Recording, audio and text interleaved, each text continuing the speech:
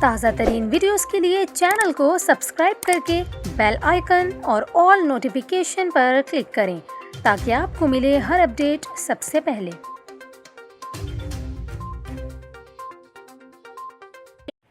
اور ابھی آپ کو بتائیں، شمالی بھارت میں غیر معمولی تاخیر سے آئے ہوئے مانسون نے تباہی مچا دی۔ تباہ کن بارشوں سے گزشتہ 24 گھنٹوں کے دوران 18 افراد ہلاک ہو گئے۔ کئی علاقوں میں تعلیمی ادارے بھی بند کر دیے گئے ہیں۔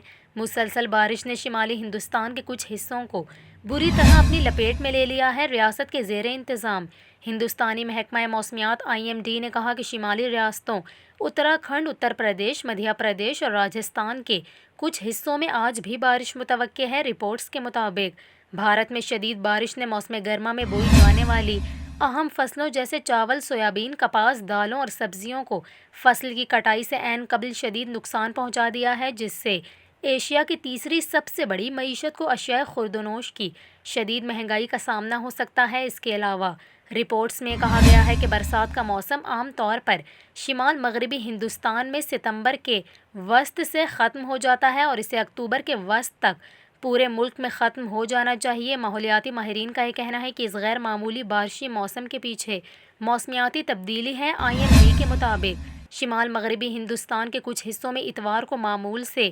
1293% زیادہ بارش ہوئی اور اتر پردیش میں 22.5 ملی میٹر تک بارش ہوئی ہے۔